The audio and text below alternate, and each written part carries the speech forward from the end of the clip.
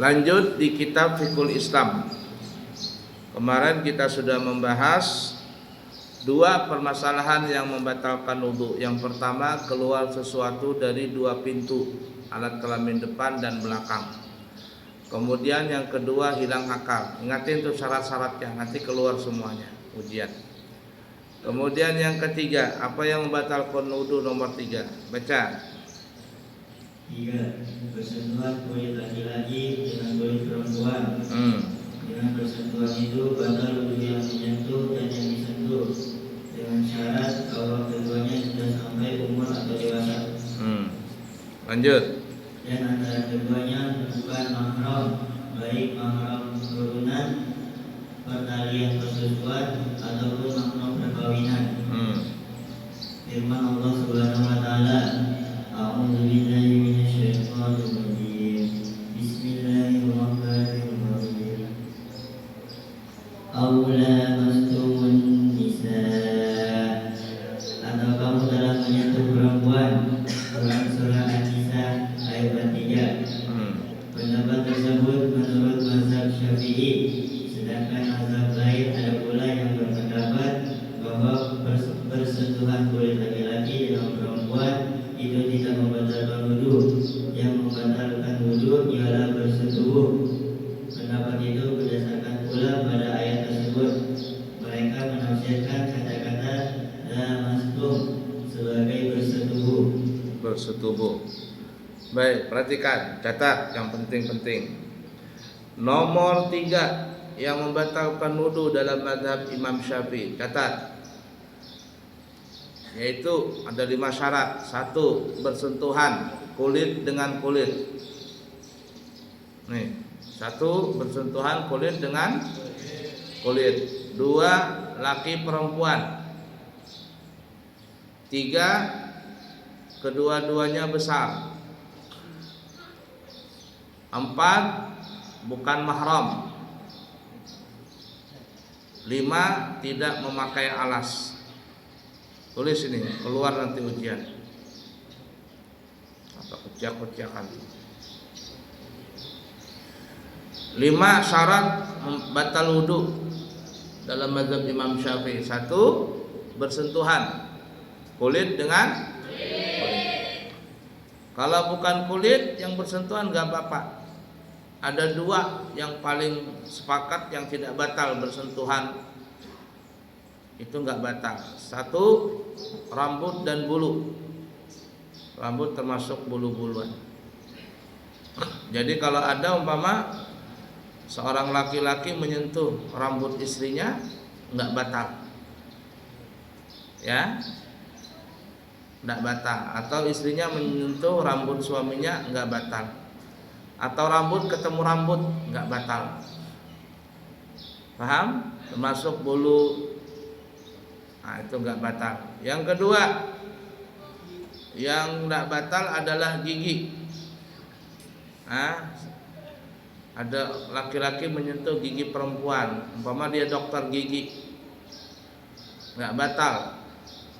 Atau si perempuan menyentuh giginya si laki-laki, nggak batal. Atau gigi ketemu gigi, tonjos begitu, ketemu bahan tukang, tidak batal. Tapi kalau selain gigi batal, bibir, langit-langit, lidah batal. Kemudian ada beda pendapat lagi adalah, ini beda pendapat, mata. Ini apa? Biji mata. Biji mata. Ada yang mengatakan batal, ada yang mengatakan tidak. Nanti lebih jelas takrir sadidan. Itu beda pendapat. Kemudian beda pendapat yang kedua adalah tulang yang keluar dari badan. Na'udzubillahi min dzalik, nasallallahu alaihi. Ada orang umpama tabrakan, keluar tulangnya. Tulangnya keluar. Maka seorang laki-laki memegang tulangnya perempuan tadi gak batal. Ada beda pendapat maksudnya. Begitu juga sebaliknya. Fahim tuh? Nah, catat tuh, nanti keluar ujian. Jadi yang pertama tadi bersentuhan kulit dengan kulit, selain kulit gak batal. Ya, 2 ya. Yang ketiga kuku. Ya, jadi rambut bulu satu, kedua gigi, ketiga kuku. Ini enggak batal. Ya, enggak batal. Apa itu? Kuku enggak batal. Megang kuku perempuan enggak batal. Perempuan megang kuku laki-laki enggak batal. Atau kuku ketemu kuku. Nah, jadi 3 hal itu, rambut, gigi, kuku. Sedangkan biji mata ada beda pendapat, sedangkan tulang yang keluar juga beda pendapat. Catat, nanti keluar ujian. Kemudian yang kedua, bersentuhan kulit dengan kulit. Kemudian laki perempuan. Kalau laki-laki sama laki-laki bersentuhan tidak batal. Kamu salaman tuh tidak batal. Perempuan dengan perempuan tidak batal juga. Begitu juga kata ulama, khunsa muskil, bencong asli. Bencong asli yang mempunyai 2 kelamin. Ini juga tidak batal menyentuhnya. Perempuan tidak batal menyentuh dia, dia pun laki-laki pun tidak batal menyentuh dia. Tapi ada sebagian mengatakan walaupun ada khunsa muskil, seseorang yang mempunyai 2 kelamin, tetapi nanti bisa diarahkan, maksudnya bisa dilihat ini nanti kemana dia punya karakter ini. Kalau dia banyak ke perempuan ya berarti dia perempuan. Kita sebagai laki-laki sebaiknya kalau bersentuhan dengan dia kita batal. Kalau ada orang mempunyai 2 kelamin tapi karakternya laki-laki, kita memegang dia tidak batal, dan sebaiknya perempuan yang memegang dia sebaiknya batalkan wudunya. Paham tuh? Tapi pendapat yang kuat khunsa muskil, laki-laki yang seseorang yang mempunyai 2 kelamin itu dia anak bawang, nih anak bawang. Kesana kemari tidak ada masalah. Tapi kalau bencong jadi-jadian, muka keibuan, kaki kesebelasan. Nah, kalau siang jadi susilo, malam susilowati, paham nggak? Bencong jadi-jadian, maka doi menyentuh dia nggak batal. Tapi bahaya kalau doi menyentuh dia, dikejar doi. Ya. Tapi kalau perempuan menyentuh dia, tahun lalu tuh Abuya bawa umrah, jamaah Abuya ada bencong. Hah? Santri putih kan pernah lihat kan ya? Bingung Abuya ini bawa dia ini sama Ustadz Nazir. Mau dimasukkan kamar mana ini kata Abuya. Mamanya bilang Abuya anak saya itu gimana? Ya sudah nanti sama saya Bu Haji. Kalau sama kamar orang lain nanti takut ada apa-apa. Pas malam pas itu masuk kamar Abuya, Ustadz Nazir, siapa lagi tuh? Bapaknya siapa namanya itu? Salpa. Siapa lupa Abuya tuh. Nah itu. Sekalinya tengah malam Abuya tidur, pas tengah malam dengar ada suara perempuan. Kan gelap nih, Abuya lupa di mana ini kata Abuya, kok ada suara perempuan kayak kuntilanak ini. Kata Abuya, di mana Abuya ini kata, oh ya di Mekah ini. Kok ada suara perempuan di kamar, kuntilanak kah kata Abuya ini. Oh kata Abuya baru ingat, oh ada bencong di sini. Pagi hari Abuya tanya, itu suara siapa tadi malam kayak suara perempuan? Suara saya Abuya katanya. Kamu bisa suara perempuan? Bisa lah. Kamu ngomong sama siapa itu? Sama pacarku katanya.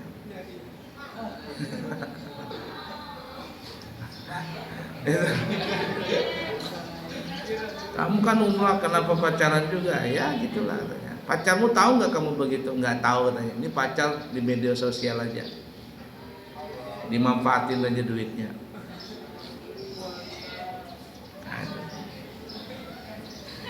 Jadi keluar dari kamar mandi itu pakai anduk kemban begini, kayak perempuan. Ada Ustadz Nazir, Ustadz Nazir, kamu mau lihat kan katanya.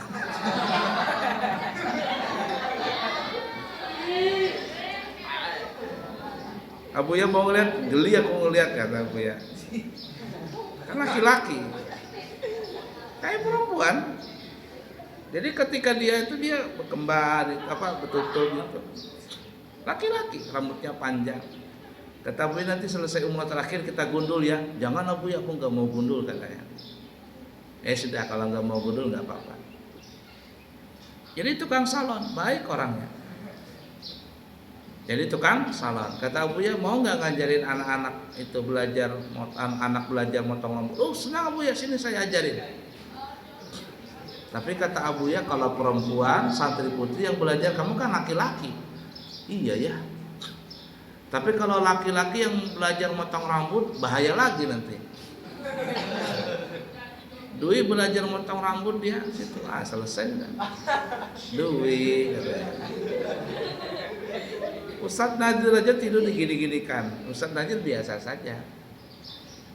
Kan Ustadz Nadir baru sebulan menikah itu di Abu ya bawa umrah.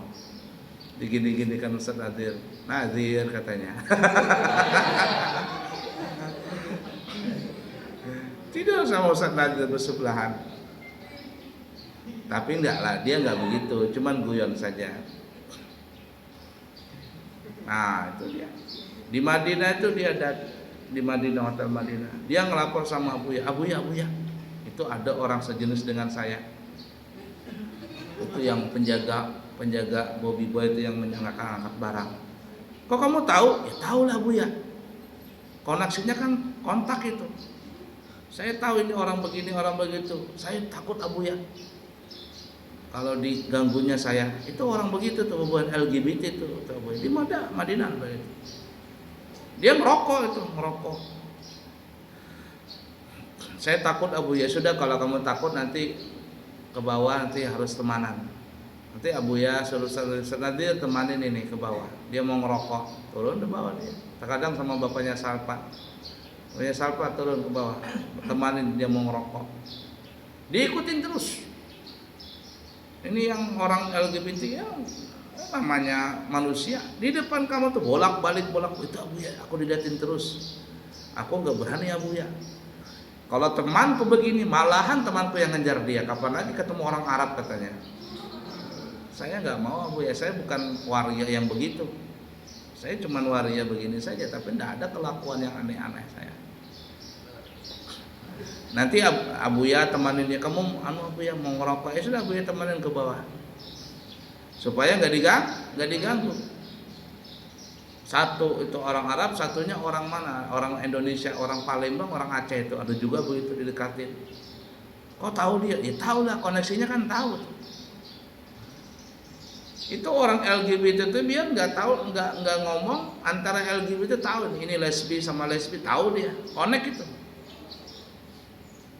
Ya sedikit aja ngeliat, ini pasti ini sudah ketemu dia connect, wifi-nya jalan, paham nggak? Orang penzina begitu juga, penzina dengan penzina connect itu, ini penzina dengan penzina tahu itu, connect dia. Jadi setan itu sudah mengonekkan dia, walaupun nggak ngomong dari mata ke mata tahu, oh ini penzina, ini penselingkuh dengan penselingkuh, ketemu itu. LGBT sama itu, tanpa ngomong lewat mata saja tahu. Nah, itu tahulah Bu ya katanya, saya tahu orang ini orang itu. Nah jadi senang dia umrah. Jadi waktu itu dia umrah katanya saya akan datang lagi Abu ya, tapi saya akan datang lagi dengan perilaku saya yang lebih baik lagi. Saya datang ke sini nanti saya bawa teman-teman saya. Waktu dia mau berangkat umrah bikin paspor. Ada wartawan mau dimasukkan dia di berita Balikpapan. Katanya jangan katanya, malu saya. Wartawannya kan unik nih, berita Balikpapan supaya terinspirasi bencong-bencong yang lain untuk berangkat umrah juga. Diwawancara ini, tapi dia jangan katanya, malu saya nanti.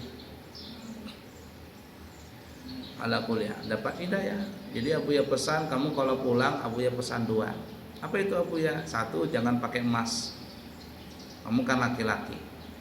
Yang kedua, jangan tinggalkan sholat. Ya Abu ya. Jadi selama ini dia nggak sholat terus, dia sholat. Ala kulli hal. Nih, laki perempuan. Kalau perempuan sama perempuan nggak batal, laki-laki dengan laki-laki nggak batal. Kemudian yang ketiga, sama-sama besar. Menurut mazhab Syafi'i sama-sama besar ini bukan tentu harus balik. Yang dimaksud besar itu idza balagha haddus syahwah. Bukan dua-duanya, salah satunya besar. Tulis syarat yang ketiga, salah satunya besar. Idza balagha haddus syahwah. Apabila anak itu sudah bisa mendatangkan syahwat, walaupun belum balik. Berapa haddus syahwah itu? Kalau kita ngelihat orang-orang yang melakukan kelainan seksual itu, anak itu biasanya di umur antara 7 sampai 8. Jadi kamu nih yang santri putri, ketika kamu nanti pulang ngajar jadi TK, TPA atau begitu, guru SD, guru SMP, ada murid umur 7 tahun, 8 tahun nih kayak Jamil begini, bersentuhan kamu, batal wudu kamu. Batal. Atau umpama Dwi pulang, apa namanya, siapa, Jamil, siapa namanya itu, Latif, pulang ngajar anak-anak TK yang kecil-kecil itu, umurnya sudah 7-8 tahun, salaman, batal Jamil. Lain umur masih 3 tahun, 4 tahun, kerucil-kerucil itu disayang masih. Ya, walaupun anak itu belum balik, tapi kalau sudah umurnya bisa mendatangkan syahwat bagi orang lain, maka bersentuhan batal. Ya, salah satunya besar. Keempat, syaratnya apa tadi? Bukan mahram. Kalau mahram nggak batal. Ibu dengan anak nggak batal. Ya, apalagi saudara dengan saudari nggak batal. Paman dengan keponakan nggak batal. Mahram itu ada 8, ada 18 mahram itu, panjang masalahnya. Baik mahram dengan nasab, baik mahram dengan susuan, atau mahram dengan sebab pernikahan, seperti mantu dengan bertua, itu nggak batal. Tapi kalau suami istri batal. Loh, kenapa suami istri batal? Karena arti mahram itu adalah seseorang yang tidak boleh dinikahi. Kamu punya istri, kamu itu istri kamu nikahi nggak? Nikahi. Jadi kalau ada orang punya istri itu bukan mahram. Lah buktinya apa? Dinikahin. Paham? Tapi kalau mazhab yang lain itu nggak batal. Maliki, Hambali, Hanafi nggak batal. Makanya Abuya kalau berangkat umrah ingin tawaf, itu Abuya ajarkan kepada semua jamaah, terutama Balikpapan, berwudunya mazhab Imam Malik. Jadi bertaklid, aku niat bertaklid kepada Imam Malik khusus dalam masalah wudu. Wudunya seperti biasa, tapi ketika usap kepala semuanya, dan ketika membasuh muka, tangan, kaki, menggosok, mukanya digosok, kepala semuanya. Nah setelah itu sudah jalan kita tawaf, bersentuhan dengan orang Afrika, bersentuhan dengan orang Syria, bersentuhan dengan orang India, Pakistan, tidak batal wudu kita. Nah itu. Kalau tawaf itu siapa namanya, Tio, nah itu. Ada orang Afrika, ada orang India, perempuan itu. Terkena orang Turki atau orang Pakistan, orang Syria, woi, itu kalau dia minum kopi kelihatan kopi lewat di sini. Paham maksudnya? Saking beningnya dia punya kulit. Nah makanya jamaah Abuya itu kalau berangkat tuh, Abuya cantik-cantik ya. Iya cantik-cantik memang. Ya. Hati-hati kamu punya istri, nanti marah istrimu. Nah, bayangkan kalau Tio ke sana. Wah, lebih cantik daripada siapa namanya, Karama itu.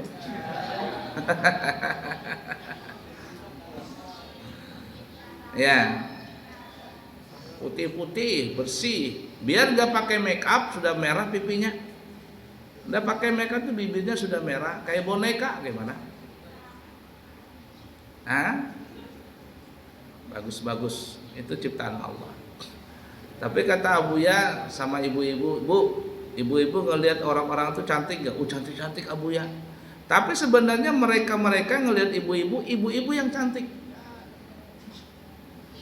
Mereka senang hidung pesek tuh senang, mungil katanya, bagus hidungnya. Kita ngelihat hidung orang Arab pancung, bagus hidungnya. Enggak, padahal mereka yang suka hidung pesek. Mereka suka hidung pesek. Makanya ada orang ketemu Abuya orang Indonesia 2 tahun yang lalu, ketemu Abuya sama orang Indonesia. Dia kerja di kedokteran di Riyadh. Kata Abuya, apa kamu kerjaan? Saya asisten dokter, Pak, katanya. Asisten dokter, ya. Memang kamu asisten dokter tuh di bidang apa? Operasi. Dokter apa? Kecantikan. Operasi kecantikan. Apa yang dioperasi? Macam-macam. Yang sering apa? Hidung. Jadi hampir tiap hari itu kadang 4, 5, minimal 4 sehari itu orang Arab lah perempuan hidungnya dioperasi. Orang Arab tuh yang hidungnya panjang-panjang begini, apalagi tulang hidungnya yang kayak begini bengkok, kayak burung, mulutnya burung kakatua tuh. Itu dipotong hidungnya. Hidungnya dijadikan pesek. Alhamdulillah, kata Abuya, terima kasih ya Allah, engkau jadikan kami punya hidung pesek. Ternyata orang Arab lebih senang melihat hidung pesek daripada hidung mancung. Kamu dimancung-mancungin hidung, dikasihkan jepitan baju sini. Ada orang sana lihat kita senang hidung pesek, bersyukur hidung pesek itu. Ada di sini santri putra putri jepitan itu baju ditaruh di hidungnya supaya mancung. Ada? Ah, siapa? Ilham. Tio. Di hidung. Tidak. Mereka senang lihat hidung kita pesek. 4.